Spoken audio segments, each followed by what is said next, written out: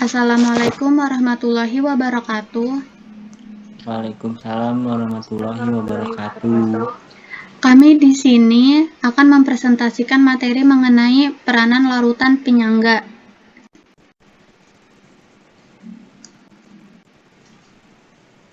Kami dari kelompok 3 yang beranggota Aditya Kusuma Putra, Della Dwi Saputri, dan Mugi Lestari. Kami di sini dari kelas 11 IPA 5. Saya Della Dwi Saputri. Di sini saya akan membahas sedikit materi mengenai pengertian larutan penyangga. Larutan penyangga adalah larutan yang digunakan untuk mempertahankan nilai pH tertentu agar tidak banyak berubah selama reaksi kimia berlangsung. Komponen larutan penyangga terbagi menjadi dua. Yang pertama, larutan penyangga yang bersifat asam dan larutan penyangga yang bersifat basah.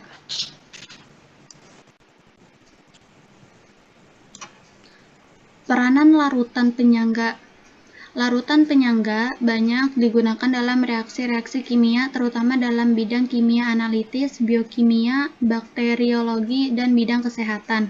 Dalam reaksi-reaksi kimia tersebut dibutuhkan pH yang stabil. Dalam tubuh manusia, pH darah harus dijaga pada 7,35 sampai 7,45. Jika pH darah kurang dari 7,35, maka disebut asidosis atau penurunan pH yang dapat terjadi akibat penyakit-penyakit seperti ginjal, jantung, diabetes mellitus atau penyakit gula, konsumsi protein berlebihan dalam waktu yang lama atau dehidrasi, misalnya olahraga yang terlalu berlebihan atau diare yang terus-menerus. Selanjutnya akan dilanjutkan oleh Aditya Kusuma Putra. Dan jika pH darah lebih dari 7,45 disebut alkalosis atau peningkatan pH yang bisa terjadi bila kita mengalami muntah yang hebat, bernapas terlalu berlebihan atau hyperventilasi. Biasanya di daerah yang udaranya tipis atau ketika kita sedang cemas atau histeris.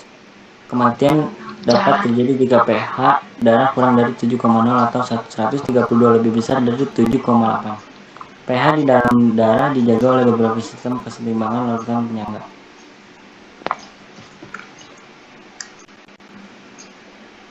Next deh. Pada cairan tubuh, baik cairan intrasel maupun cairan luar sel atau ekstraseluler merupakan larutan penyangga. Sistem penyangga yang utama dalam cairan intrasel adalah pasangan asam basa konjungsi dihidrogen fosfat monohidrogen fosfat atau H2PO4- HPO42-. Sistem ini bereaksi dengan asam dan basa sebagai berikut: HPO42- plus H plus H2PO4- H2PO4- plus OH- HPO42- plus H2O.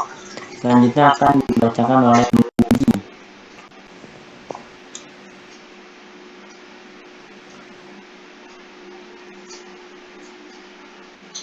Dalam plasma darah terdapat sistem penyangga sebagai berikut: campuran asam karbonat atau H2SO3 dan basa konjungsi ion bikarbonat atau HCO-3, campuran asam hemoglobin atau HHB dan basa konjungsinya ion oksihemoglobin atau HbO2-. Dalam sel darah merah terdapat sistem penyangga sebagai berikut: campuran asam karbonat atau H2CO3 dan basa konjungsinya ion bikarbonat atau HCO-3, campuran asam hemoglobin atau HHB dan basa konjungsinya hemoglobin atau Hb. Berbagai zat yang masuk ke dalam tubuh kemudian diserap oleh darah dan sangat mempengaruhi harga pH darah. Dengan adanya sistem penyangga, perubahan pH darah yang drastis, baik penurunan atau kenaikan pH darah dapat dicegah. Dalam bidang industri, terutama bidang farmasi atau obat-obatan, diperlukan keadaan pH yang stabil. Perubahan pH akan menyerap khasiat zat aktif dalam obat-obatan akan terus berkurang atau hilang sama sekali. Untuk obat suntik dan obat yang dapat menimbulkan iritasi seperti tetes mata, pH obat-obatan tersebut harus disesuaikan dengan pH cairan tubuh. pH obat suntik harus disesuaikan dengan pH darah agar tidak terjadi asidosis atau alkalosis pada darah.